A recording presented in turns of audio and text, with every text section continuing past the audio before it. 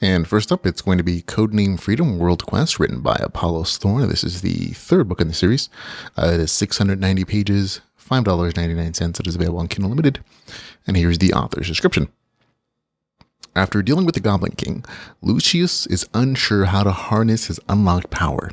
He finds himself in a desperate race to the top as everyone scrambles to master their strange new abilities. The other players are the least of his worries. War is coming, and the trials of freedom have only just begun. So, nice short novel description.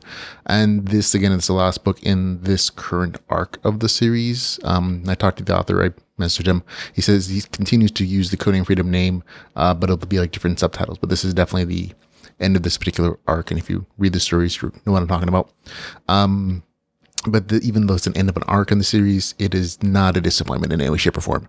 There is a bigger emphasis in this book in psionic training over the physical training necessarily, but you still get the physical training that you've come to love about the series, and that's definitely a highlight of this series. It's definitely like the amount of like amazing detail in combat training, in physical training, and in the way that the stats reflect that as well in this particular unique progression system. I really enjoyed it.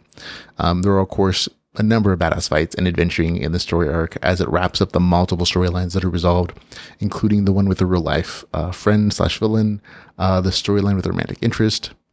I'd say one of the few things that wasn't amazing for me was just like the mid-story villain. He wasn't my favorite, and it kind of felt like a stand-in to some degree, but other than that, like really good stuff all the way through. Again, this is a very action-oriented kind of story, which is why I enjoy it so much.